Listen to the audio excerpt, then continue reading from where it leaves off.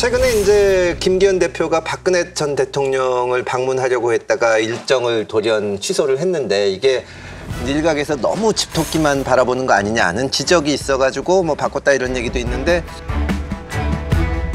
어떻게 보십니까? 네, 뭐 사실 중도만으로 선거를 이길 수는 절대 없습니다. 그러나 보수와 중도가 연합을 하든 아니면 진보와 중도가 연합을 하든 중도가 어느 쪽으로 쏠리느냐에 따라서 선거 결과가 바뀌는 것도 또 이것도 사실이다 이렇게 얘기할 수 있습니다. 뭐 2021년 재보궐선거에서부터 해서 2022년 대선, 2022년 지방선거까지 중도와 보수의 연합이 계속되어 왔다 이렇게 얘기할 수 있는데요. 근데 이게 어떻게 해체되느냐라고 한다면 결국 당 전당대회에서부터 중도와의 해체가 이루어지고요. 그 해체는 뭐 무슨 민주당 DNA니 뭐 보수 가짜 보수니 뭐 이런 식의 선거 운동들을 하는 것을 보고 아니 도대체 중도들한테 다 나가라고 문을 막 열어주는구나 하는 생각을 할 수밖에 없었는데요. 이제는 또 본인들이 잘못해놓고 강한 보수에게 너희 때문에 중도가 다 도망갔다라고 해서 이 책임 전가를 시키고 있는 것이 지금 상황이 아니냐 이렇게 보이고요.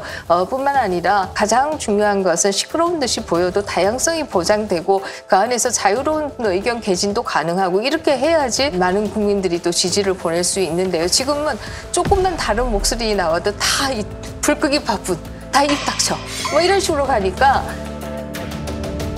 저의 충정입니다. 이렇게 안 해주면 안 되겠죠.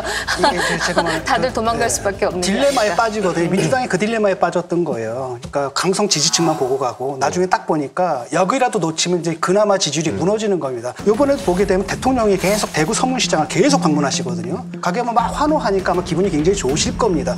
그런데 그게 그러면 과연 보수층들한테 어필할 수 있느냐? 안 그렇거든요. 왜냐하면 하필이면 TK에서 큰 폭으로 떨어졌습니다. TK에서도 부정평가가 긍정평가를 좀 능가했다는 건 굉장히 위기의식이거든요. 왜냐하면 TK가 한때는 뭡니까? 이준석 대표가 가가지고 탄핵의 강을 건너야 합니다라고 했음에도 불구하고 찍어줬던 분들이 또 TK 분들이거든요. 뭐냐 그분들은 뭐냐 이 보수가 낙동강 정서를 후퇴하는 게 아니라 서울로 좀 확장성 있는 보수를 원하는 겁니다. 그런 마음을 원해야지 그 중에서도 굉장히 극단적인 사람들 이 사람들한테 어필을 하게 되면은 그럼 결국 망하는 거죠 지금. 저는 굉장히 다행이라고 생각하는 게 그런 느낌을 줄 것 같으니 지금 밀었잖아요. 그러니까 이런 거를 이제 신경을 쓰기 시작하고 더 열심히 고민하게 하면서 집 나갔던 보수를 어떻게 찾아올 것인가에 지금 초점이 맞춰지기 시작하는 것 같고 그것은 저는 바람직하다고 생각해요. 최근에는 용산에서 또 김건희 여사의 측근이라고 알려진 그 김승희 씨가 선임 행정관 하다가 의전 비서관으로 올라가서 논란이 막 생기잖아요. 이런 문제는 어떻게 보세요? 근데 저는 그 김승희라는 분의 업무 성과를 아직 모르는 상황이잖아요. 누구하고 아는 사이다 또는 그 사람이 뭐 홍보 기획을 주로 했기 때문에 의전을 모른다. 그런 사람이 딱 탁현면 씨잖아요. 딱 탁현면 씨잖아요. 아니 그러니까 민주당하고 비교하지 말고. 의전의 전문성은 없이 홍보 기획 담당하다가 일을 잘했다고 평가받고 있잖아요. 제 말은 그 얘기예요.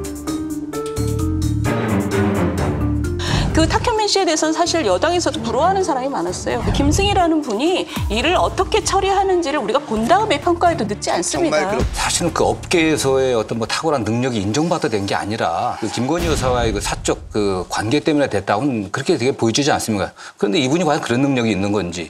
그다음에 오히려 이분이 저 용산에 들어가고 대통령실에 들어가고 주로 김건희 여사의 일정들을 챙기고 김건희 여사의 홍보에 관련된 일을 했다고 그렇게 되게 알려지고 있거든요. 저는 뭐 그러게 그야말로 의혹으로 그치길 좀 바랍니다. 정말 본인의 임무, 대통령 의전비서관으로서 대통령 대외 일정들, 외교 일정들 이걸 제대로 관리하고 국격을 높일 수 있는 의전을 할 수 있는 그런 걸 보여줘야 되고요. 국민들은 윤석열 대통령을 대통령으로 뽑은 거지 김건희 여사를 뽑은 게 아니거든요. 김건희 여사는 대통령의 배우자일 뿐입니다. 정치적인 얘기들, 또 정책적인 얘기들 그렇게 말씀하시면 안 돼요, 사실은요. 아니 근데 이번에 영부인이 이제 그 개식용으로 하는 거를 금지하자는 말씀을 하셨잖아요. 근데 정치인의 입장에서 봤을 때 진짜 그 목표를 달성하고 싶으시면 영부인이 나서면 안 되거든요. 근데 영부인이 한 말씀 하시고 이틀 만에 태영호 의원하고 조수진 의원이 법안을 내니까 민주당에서는 이제 절대로 협조 안 하는 거예요.